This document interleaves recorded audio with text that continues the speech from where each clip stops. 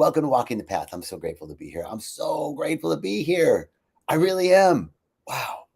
From where I sit right now, I'm looking out this beautiful window with trees and the light playing on the leaves. And wow, this life is amazing. This life is amazing, not just because of the circumstances and conditions that I happen to find myself in right now, but life is amazing because life is miraculous.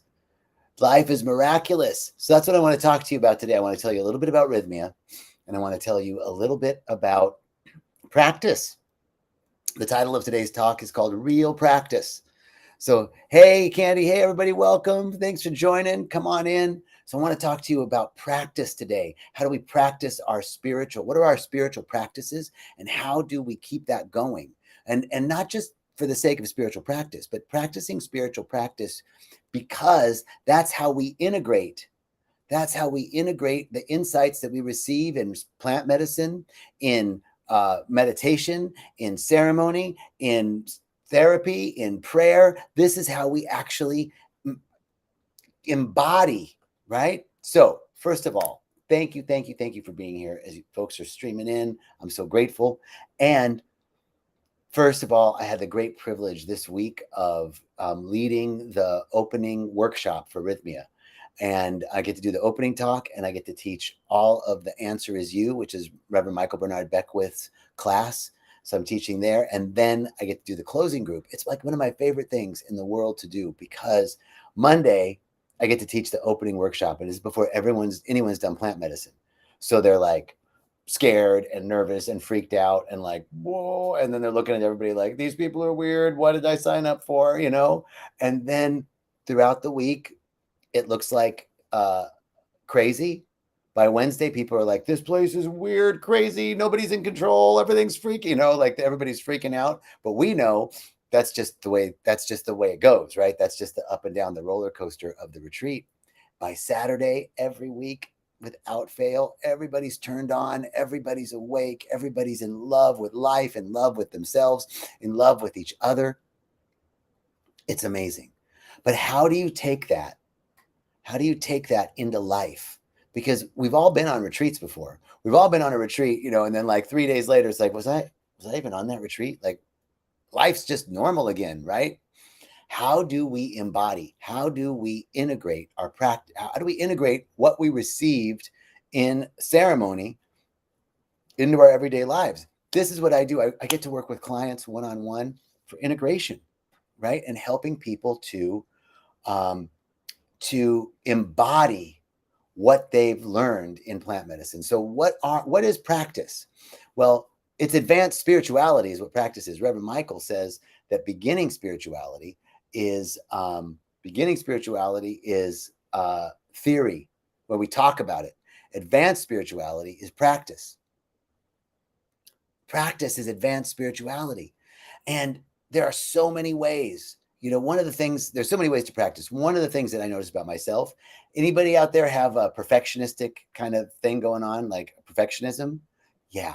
So when I first started, it had to look a certain way. It had to look like me being in the lotus position, meditating for 30 minutes. Okay, I'm going to do 20 minutes every morning, right? I'm going to start doing this. And same thing with my workouts, right? Like it's an hour every day. And I'd set my schedule up and put the times in. And not only am I going to work out an hour every day, I'm going to do 30 minutes or 20 minutes of meditation. And then I'm going to write for an hour, and I'm going to go to work, and I'm going to do this, and I'm going to do that. And I'm going to spend more time doing that, and I'll journal and all this stuff. And then it fails.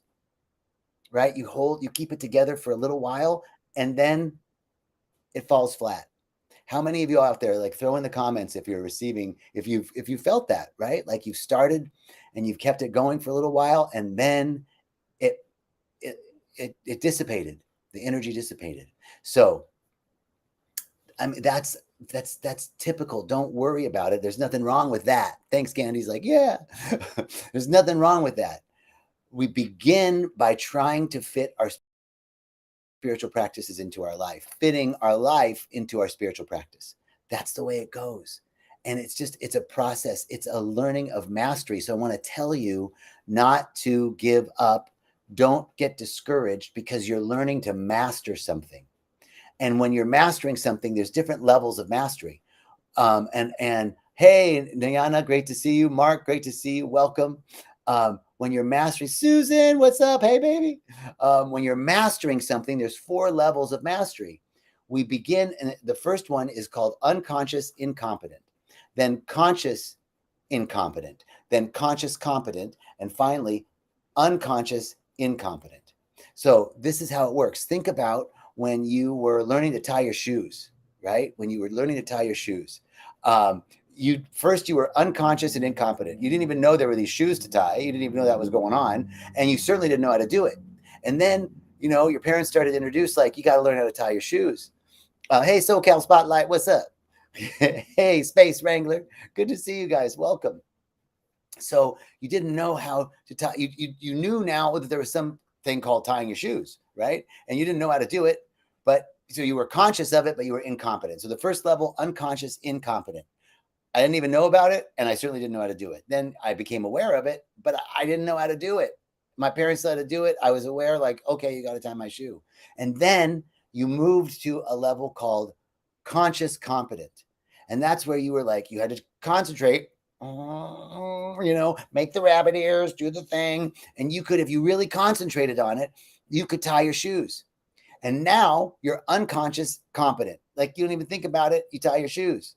Actually, I don't tie shoes anymore because I live in Costa Rica and we just have sandals and flip-flops, which is pura vida. So, okay. So those are the 4 levels of mastery.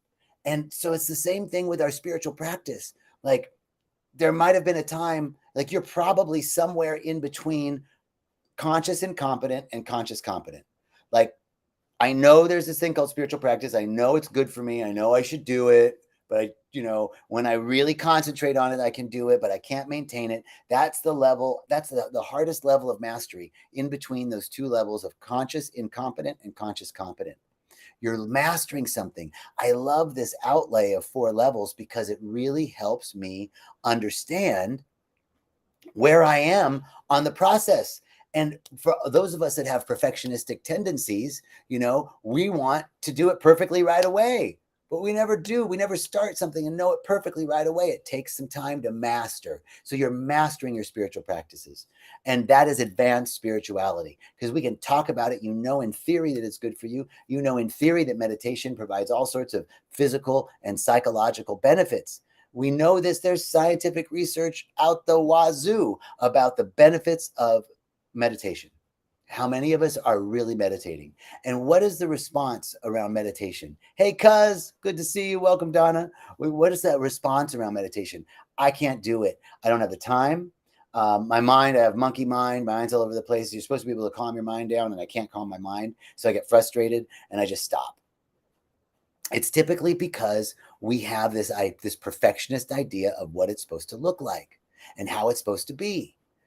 And it looks like, sitting on the mountaintop in lotus position, and you'll see that person, like, you see the image of Buddha with that, like, little smile on his face, and they've just reached nirvana. And like, well, that's not me. That's not my experience of meditation. Remember, you're in the levels of mastery. You're working your way up from conscious incompetent to conscious competent. Eventually, you'll be unconscious and competent. It'll be like, I drop into meditation with ease. Here's why. Let me tell you something about meditation. Is a foundational practice, and don't beat yourself up if you're not doing it. The invitation is simply to set the intention that I'm going to meditate. Just set the intention that you're going to. Thanks, sister. One of the comments on Instagram is, love this. You're always in my head, JJ. Thank you. So the first idea is that meditation is supposed to be, my mind is empty and I'm in nirvana. No, meditation is actually observing my thoughts and not giving them much to work with and letting them go. Like, just continuing to let them go. Listen, we are not perfect beings. And the idea is not to be perfect. The idea is to observe, just to bring our awareness to our thoughts.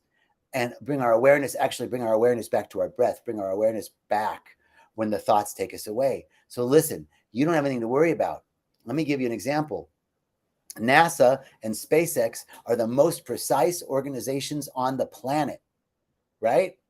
And when SpaceX launches a a missile or a satellite or launches the astronauts to the space station, mission control's job is to keep that projectile back on trajectory. And guess what? The mission is off course 80% of the time. NASA and SpaceX are off course 80% of the time. The captain of the space shuttle or the captain of the space station or mission control, their whole job is to just keep shoring up to trajectory. Just keep coming back, bring it back in, bring it back in. 80% of the time they're off course. So if your mind gets caught 80% of the time in meditation, you are right in alignment with the most precise organization on the planet. Don't beat yourself up. Don't beat yourself up. All we're doing is sitting for just a moment. And here's the other thing about meditation. I want to invite you all to make a commitment to meditation. And it doesn't have to be more than 1 minute. If you don't currently have a meditation practice, it's okay. Would you like to? Do you like the idea of meditation? Because I'm telling you, the physiological, neurological, psychological benefits of taking time out of the busyness of the comings and goings and the getting and spending and the late and the soon of everyday life is so beneficial for your body, mind, and soul. We're all experiencing burnout. We're all experiencing overload. We're all experiencing the ravages of social media, of political division, of global warming, of all of this stuff, all of these pressures, marketing pressures, family pressures, work pressures, all of this stuff. We need to take a break from it. And taking a break from it isn't watching Netflix or scrolling social media. That actually increases the cortisol levels and decreases your happiness. You want to be a little more happy? How about I'd love to be a little more happy. Does that sound good? Here's the way you do it. Make a commitment to meditate for 1 minute a day. Just start with 1 minute. Now, if you want to go more, great. Because the first thing, 1 minute, that's nothing. It will make a difference. You know why it'll make a difference? Because you're making a commitment. And the minute you make a commitment, providence moves in. There's an amazing book written by a man, William Hutchinson Murray. It's called The Scottish Expedition. He wrote this book. He was an explorer. They were exploring Antarctica. And this is World War II. And he gets captured by the Nazis. And he gets put into a prisoner of war camp. And he writes this book called The Scottish Expedition as a POW. And he writes it on toilet paper. And the Gestapo finds it and destroys it. He writes it again and gets it smuggled out to be published. And in it, he says that until one is committed, there's hesitancy. But the minute one makes a commitment, unforeseen assistance and aid comes that no man or woman could have ever imagined. Providence itself moves in, and you are supported in ways that you couldn't have imagined, but you have to make the commitment. So everything's contained within your yes. Everything's contained in your willingness. So all you have to do, all you have to do is say, I'm willing. I'm willing to make the commitment. Hey, Joy, great to see you. I will get back to you, Joy. I've been meaning to call you. So hang in there. All you have to do is make the commitment. All you have to do is say, I'm willing. And the Spirit of God, the Spirit of intelligence, the Spirit of love, the Spirit of beauty, the Spirit of creativity will carry you in ways that you couldn't even imagine. I promise you. So make the commitment. I'm willing to make a commitment to meditate. Set the duration. 1 minute. 1 minute. Now, if you're an experienced meditator, you've meditated before, 5 minutes. Don't go overboard. The perfectionist in us wants to be like, I'm going to do it for 20 minutes every morning. And before I do that, I'm going to journal. I'm going to do a cold plunge. I'm going to do some yoga. And like maybe a couple mornings of the week, you can get all that in. But then when that doesn't happen, then you like beat yourself up and you get the momentum lax and then it just fails. And then you're like back to where you were, getting up in the morning, drinking coffee and listening to the news or whatever it is. So make the commitment, set the time. I'm going to do it in the morning when I get up. Or I'm going to do it in the afternoon when I get home from work. Or I'm going to do it before I go to bed. Pick a time. Pick a duration, 1 minute. And then find an accountability partner.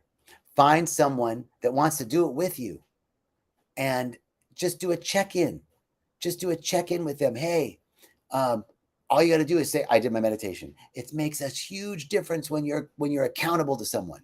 Okay, so there's the key to creating a new habit. Select the time of day, select the duration, find an accountability partner.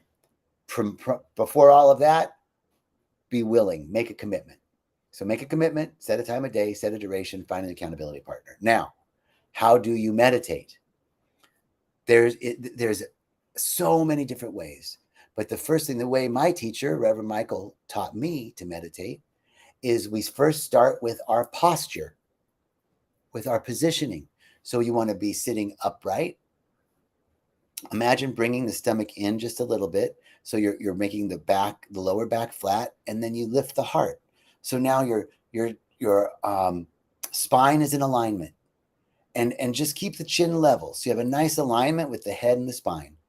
So stomach, you're just not sucking the stomach in, but just pushing it in a little bit so that your back is flat against the chair, lifting your heart a little bit, and then keeping the chin level. Your hands, thumb and forefinger together in the upright position in your lap. You can be sitting cross-legged, or you can be sitting upright in a chair like I am. First thing, posture. Second thing, your intention. Intention is key. It's just like your commitment is my intention, or my commitment is to meditate daily. That's my commitment. So first thing is your posture. Second thing is your intention. What is your intention for meditation? My intention for meditation is always to connect with the divine. That's it. Just to connect with the presence of God within me, the presence of intelligence within me, the presence of beauty within me, the presence of creativity within me. That's it. I just want to connect with my higher self, connect with my heart, connect with my presence, connect with my breath. We're just connecting. So you set your posture, and then your intention. My intention is to connect. The third thing is your attention is placed on your breath. Now I'm going to give you a really simple breathing technique. There's so many. This isn't the only way, but one easy way to begin is a breath called 5-5-5. I learned this from Tommy Rosen, who's a beautiful practitioner of Kundalini Yoga and a wonderful teacher. And he taught this breath, the 5-5-5 breath, and it's inhale for 5 counts. Inhale. Hold.